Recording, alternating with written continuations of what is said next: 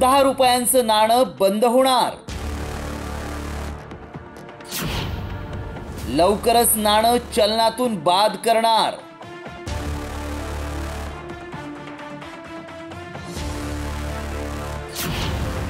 Viral message मागचं सत्य काय?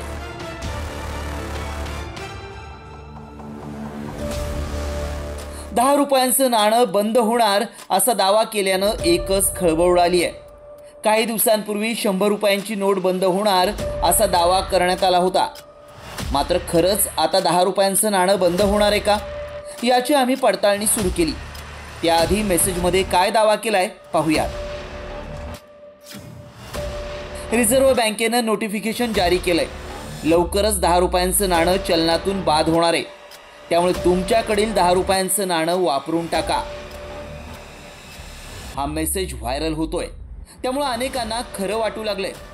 10 रुपयांचं नाणं हे छोटं चलन असल्यामुळं कोणतीही छोटी वस्तू घेण्यासाठी फायदेशीर ठरतं. पण हे 10चं नाणं बंद होणार आहे का?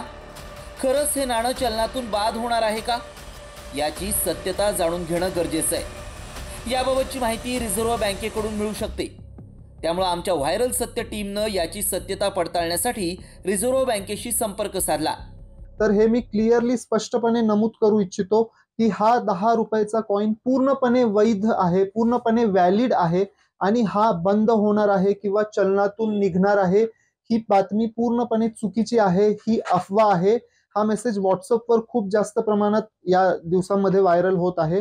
तर या गोष्टीवर बिलकुल विश्वास ठेवू नये. हा कॉइन पूर्णपणे व्हॅलिड आहे आणि हा चलनामध्ये चालू आहे.